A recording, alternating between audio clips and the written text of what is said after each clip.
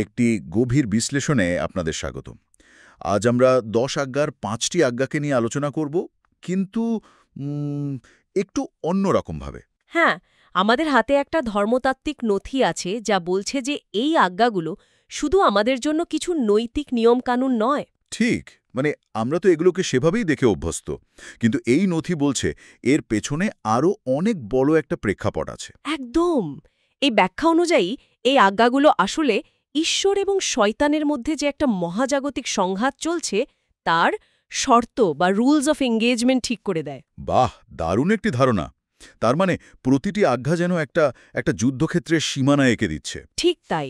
আর আমাদের প্রতিদিনের নৈতিক সিদ্ধান্তগুলো বলতে গেলে এই মহাজাগতিক নাটকেরই একটা অংশ হয়ে ওঠে। চলুন তাহলে এই বিষয়টি নিয়ে গভীরে যাওয়া যাক। দেখি পরিচিত এই আজ্ঞাগুলোর ভেতরে আর কি কি অর্থ লুকিয়ে আছে। আচ্ছা, তাহলে প্রথমটা দিয়ে শুরু করা যাক। নরহত্যা করিও না। এটা তো খুব সোজা সাপটা একটা নির্দেশ, তাই না? আপাত দৃষ্টিতে তাই মনে হয়। কিন্তু এই নথি একে ব্যাখ্যা করছে এভাবে, যিশুকে হত্যা করো না কারণ তিনিই সত্য। এই ব্যাখ্যাটা নরহত্যার সাধারণ ধারণার সঙ্গে মিলছে না। এইখানেই তো আসল বিষয়টা। এই ব্যাখ্যায় নরহত্যাকে শুধু একটা শারীরিক কাজ হিসেবে দেখা হচ্ছে না, মানে এটাকে একটা মহাজাগতিক পাপ হিসেবে দেখানো হয়েছে। মহাজাগতিক পাপ?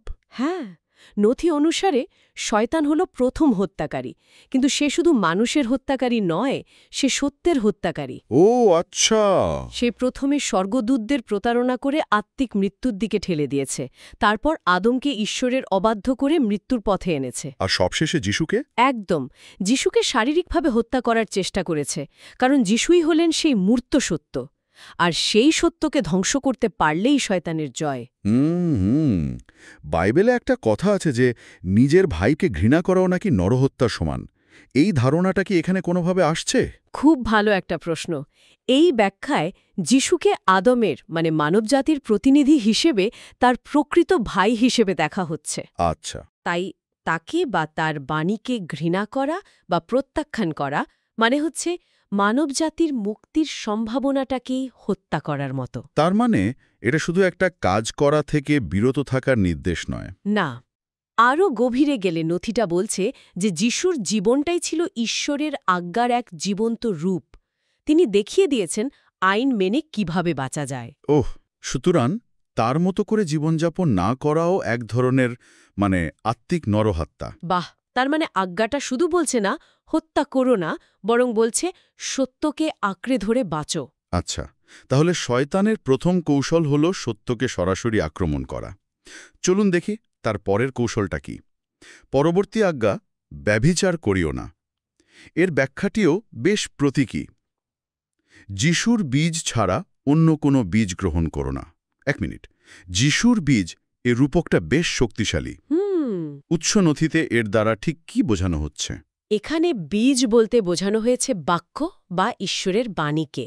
আর এই ধারণাটা দাঁড়িয়ে আছে একটা খুব সুন্দর রূপকের উপর। কোনটা? যেখানে মণ্ডলী বা চার্চকে খ্রিস্টের বধূ হিসেবে কল্পনা করা হয়। যেমন প্রাচীন ইসরায়েলকে ঈশ্বরের বধূ বলা হতো, এটাও অনেকটা সেরকম। আচ্ছা। একজন বধূর কাজ যেমন স্বামীর বীজ গ্রহণ করে নতুন জীবনের জন্ম দেওয়া, তেমনি মণ্ডলীর কাজ হল যিশুর বাণী বা বীজ গ্রহণ করে মানুষের মধ্যে আত্মিক জীবনকে বিকশিত করা। তাহলে এই প্রেক্ষাপটে ব্যভিচার করার অর্থ কি দাঁড়াচ্ছে? এটা তো তাহলে আর শুধু শারীরিক অবিশ্বস্ততার মধ্যে থাকছে না। না না, একদমই না। এর অর্থ আরও অনেক ব্যাপক। আত্মিক ব্যভিচার হল ঈশ্বরের বাণীর বদলে অন্য কোনো কিছুকে জীবনের কেন্দ্রে রাখা। যেমন ধরুন জাগতিক বা পার্থিব বস্তুর প্রতি তীব্র ভালোবাসা, শারীরিক কামনা, জীবনের অহংকার বা অন্য কোনো জাগতিক বিষয়ের প্রতি আসক্তি। শয়তানের লক্ষ্যই হল খ্রিস্টের বধূ মানে মণ্ডলীকে এই জাগতিক বিষয়গুলোর মাধ্যমে কলুষিত করা, তাকে ঈশ্বরের কাছ থেকে দূরে সরিয়ে দেওয়া। তার মানে এটা আসলে আত্মিক আনুগত্যের প্রশ্ন। একদম। এটা শারীরিক আনুগত্যের চেয়েও অনেক বড় একটা বিষয়। বাহ, এটা তো জীবনের অধ্যাধিকারগুলো নিয়েও নতুন করে ভাবতে বাধ্য করে। তাহলে শয়তানের প্রথম কৌশল ছিল সত্যকে হত্যা করা। যখন সেটা হলো না, তখন সে ভেতর খেতে কলুষিত করার চেষ্টা করল। তাহলে তার তৃতীয় কৌশলটা কি? তৃতীয় কৌশল হল চুরি করা, যা আমাদের তৃতীয় আজ্ঞার দিকে নিয়ে যায়। চুরি করিও না। আচ্ছা। আর নথিতে এর ব্যাখ্যা দেওয়া হয়েছে, যিশুর উত্তরাধিকার চুরি করিও না। যিশুর উত্তরাধিকার, এটা বলতে ঠিক কি বোঝানো হচ্ছে? কোনো রাজ্য বা সিংহাসন? তার চেয়েও অনেক বড় কিছু। এই উত্তরাধিকার হল বলতে গেলে সমগ্র বিশ্বব্রহ্মাণ্ড। পুরো বিশ্বব্রহ্মাণ্ড? হ্যাঁ, এখানে একটা গভীর ধর্মতাত্ত্বিক ধারণা কাজ করছে। ভাবুন, একজন রাজা তার সিংহাসন ছেড়ে সাধারণ মানুষের মতো বাঁচতে এলেন। তিনি জোর করে নয়, বরং ভালোবাসা দিয়ে মানুষের মন জয় করে তার রাজত্ব ফিরে পেতে চান। ঈশ্বরের পুত্র যিশু মানবরূপে এসে স্বেচ্ছায় তার মহাজাগতিক মালিকানা ত্যাগ করেছেন। এখন তাকে সেই অধিকার উত্তরাধিকার হিসাবে অর্জন করতে হবে। আচ্ছা, কিন্তু শয়তান তো সরাসরি বিশ্বব্রহ্মাণ্ড দখল করতে পারবে না। তাহলে তার কৌশলটা কি?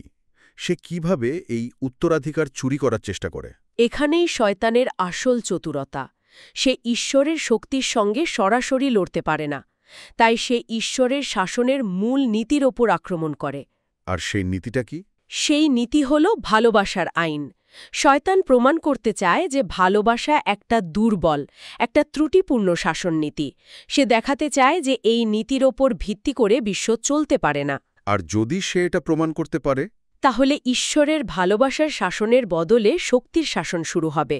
আর সেক্ষেত্রে সৃষ্ট প্রাণীদের মধ্যে সবচেয়ে শক্তিশালী হিসেবে শয়তানি শাসন করার দাবিদার হবে।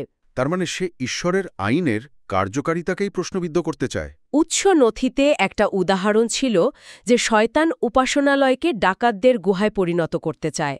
এর মানে কি? ঠিক তাই। উপাসনালয় তো ঈশ্বরের সঙ্গে মানুষের মিলনের জায়গা, পাপ মুক্তির স্থান। যখন সেই পবিত্র জায়গায় ভক্তির বদলে ভণ্ডামি আর জাগতিক লাভালাভি মুখ্য হয়ে ওঠে, তখন ঈশ্বরের আইন তার শক্তি হারায়। মানুষ তখন আইনটাকে একটা বোঝা হিসেবে দেখতে শুরু করে। একদম। ভালোবাসার প্রকাশ হিসেবে নয়, বরং একটা বোঝা হিসেবে। এভাবেই শয়তান ধীরে ধীরে যিশুর উত্তরাধিকার মানে ভালোবাসার শাসনের ভিত্তিটাকেই চুরি করার পথ তৈরি করে। বোঝা গেল। তাহলে ঈশ্বরের শাসনের ভিত্তিটাকেই আক্রমণ করা হচ্ছে। আচ্ছা, এবার চতুর্থ আজ্ঞা, মিথ্যা সাক্ষ্য দিও না। এর পুনঃব্যাখ্যা হল, তোমার প্রকৃত প্রতিবেশী যিশুর বিরুদ্ধে মিথ্যা সাক্ষ্য দিও না। শয়তানের এই চুরির পরিকল্পনার সাথে এটা কিভাবে সম্পর্কিত? এটা সরাসরি সম্পর্কিত। এই ব্যাখ্যা অনুযায়ী সবচেয়ে বড় মিথ্যা সাক্ষ্য হল এই দাবিটা করা যে ঈশ্বরের আজ্ঞাগুলো পালন করা অসম্ভব বা মানুষের সাধ্যাতীত। মানে ঈশ্বরের আইন খুব কঠিন, এটা বলাই মিথ্যা সাক্ষ্য? হ্যাঁ, শয়তান এই মিথ্যাটাই মানুষের মনে ঢুকিয়ে দিতে চায় যে ঈশ্বরের আইন মানুষের জন্য একটা ভারী বোঝা, যা মেনে চলা যায় না। এই ধারণাটা বেশ শক্তিশালী, কিন্তু অনেকের কাছে একটু বাড়াবাড়ি মনে হতে পারে। ঈশ্বরের আইন পালন করা কঠিন, এটা বললেই কি যিশুর জীবনের বিরুদ্ধে মিথ্যা সাক্ষ্য দেওয়া হয়ে যায়? মানে সংযোগটা ঠিক? দেখুন, নথিটি এই সংযোগটা স্থাপন করেছে খ্রিস্টারি বা অ্যান্টিক্রাইস্টের ধারণার মাধ্যমে। অ্যান্টিক্রাইস্টের মূল দর্শন কি? সে অস্বীকার করে যে যিশু মানব রূপে এসেছিলেন। কেন অস্বীকার করে? কারণ যিশু যদি একজন সাধারণ রক্তমাংসের মানুষ হয়েও পাপকে জয় করতে পারেন, তাহলে তো এটা প্রমাণ হয়ে যায় যে ঈশ্বরের আইন পালন করা সম্ভব। আচ্ছা আচ্ছা। তিনি একটা অভিশপ্ত মানবদেহ নিয়েও পাপহীন জীবনযাপন করে দেখিয়েছেন যে লোভকে জয় করা যায়। এর মাধ্যমে তিনি শয়তানের সবচেয়ে বড় মিথ্যার বিরুদ্ধে চূড়ান্ত সাক্ষী হয়ে ওঠেন। ও, বুঝতে পেরেছি। তাই যখন কেউ বলে ঈশ্বরের আইন পালন করা অসম্ভব, তখন সে আসলে যিশুর জীবন এবং তার জয়কে অস্বীকার করে।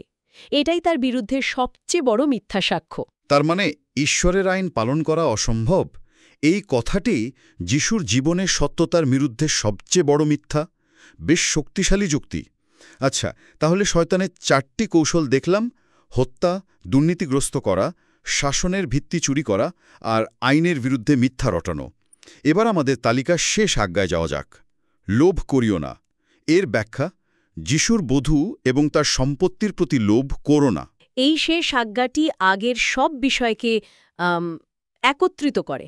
এখানে বধূ হল মণ্ডলী আর সম্পত্তি হল সেই মহাজাগতিক উত্তরাধিকার, মানে বিশ্বব্রহ্মাণ্ড। হ্যাঁ, শয়তান এই দুটোই লোভ করে। তার চূড়ান্ত লক্ষ্য হল মণ্ডলীকে কলুষিত করে ঈশ্বরের আইনকে অকার্যকর প্রমাণ করা, আর তার ফল হিসেবে যিশুর উত্তরাধিকার মানে বিশ্বব্রহ্মাণ্ডের ওপর তার ভালোবাসার শাসনকে দখল করা। এই লোভই তার সব কাজের পেছনের মূল চালিকা শক্তি। উৎসনথিতে মণ্ডলীকে একটা বিশেষ ভূমিকায় দেখা হয়েছে, সহায়তাকারী সঙ্গী এবং শহীদ সাক্ষী হিসাবে। এর তাৎপর্য কি? মণ্ডলীর সদস্যরা কিভাবে এই সংগ্রামে অংশ নেয়? বধূ অর্থাৎ মণ্ডলীর সদস্যরা শুধু ঈশ্বরের বাণী গ্রহণ করেই থেমে থাকে না, তারা সেই বাণী অনুসারে জীবনযাপন করে এবং প্রয়োজনে সেই সত্যের জন্য মৃত্যুবরণ করেও প্রমাণ করে যে ঈশ্বরের ভালোবাসার আইনটাই সত্য। এটা কোনো ভারী বোঝা নয়। একদম। তাদের এই আত্মত্যাগী শয়তানের মিথ্যার বিরুদ্ধে এক জীবন্ত প্রমাণ হয়ে দাঁড়ায়, আর এটাই তার চূড়ান্ত বিচারের ভিত্তি স্থাপন করে। এই ব্যাখ্যা অনুসারে মণ্ডলী সৃষ্টির কাজকে সম্পূর্ণ করতে সহায়তা করে। কারণ তারা প্রমাণ করে যে এই সৃষ্টির মূল ভিত্তি অর্থাৎ ভালোবাসা কার্যকর এবং সত্য। ঠিক। আজকের আলোচনার সারসংক্ষেপ করলে যা দাঁড়ায় তা হল 10 আজ্ঞাকে কেবল কিছু সামাজিক বা ব্যক্তিগত নৈতিক নিয়মের তালিকা হিসেবে না দেখে এই নথিটি সেগুলোকে যিশুকে কেন্দ্র করে এক মহাজাগতিক আধ্যাত্মিক সংগ্রামের অংশ হিসেবে তুলে ধরেছে। হ্যাঁ, প্রতিটি আজ্ঞা ঈশ্বরের ভালোবাসার শাসন এবং শয়তানের বিদ্রোহের মধ্যে একটা সীমানা ঠিক করে দিচ্ছে। এবং এর একটা গভীর ব্যক্তিগত দিকও আছে, তাই না? অবশ্যই। এই ব্যাখ্যা অনুসারে ঈশ্বরের আজ্ঞা পালন করা শুধু একটা কর্তব্য নয়, বরং এটা ঈশ্বরের ভালোবাসার শাসনকে প্রতিষ্ঠা করার এক মহাজাগতিক সংগ্রামে সক্রিয় অংশগ্রহণ। তার মানে আমাদের প্রতিটি নৈতিক সিদ্ধান্তই হয় ঈশ্বরের পক্ষে একটি ভোট অথবা শয়তানের মিথ্যাকে প্রশ্রয় দেওয়া। হ্যাঁ, এর কোনো মাঝামাঝি পথ নেই আর কি। তাহলে আমাদের শ্রোতাদের জন্য একটা শেষ চিন্তা রেখে যাই। যদি কোনো আইনের চূড়ান্ত উদ্দেশ্য হয় এক মহাজাগতিক সংঘাতের মানদণ্ড হিসেবে কাজ করা, তাহলে আমাদের দৈনন্দিন নৈতিক সিদ্ধান্তগুলোর উপলব্ধি কিভাবে বদলে যায়? এই বিশ্বদৃষ্টিভঙ্গি অনুসারে আমাদের ছোট ছোট কাজগুলো কি কেবলই ব্যক্তিগত, নাকি এর কোনো বৃহত্তর মহাজাগতিক তাৎপর্যও রয়েছে?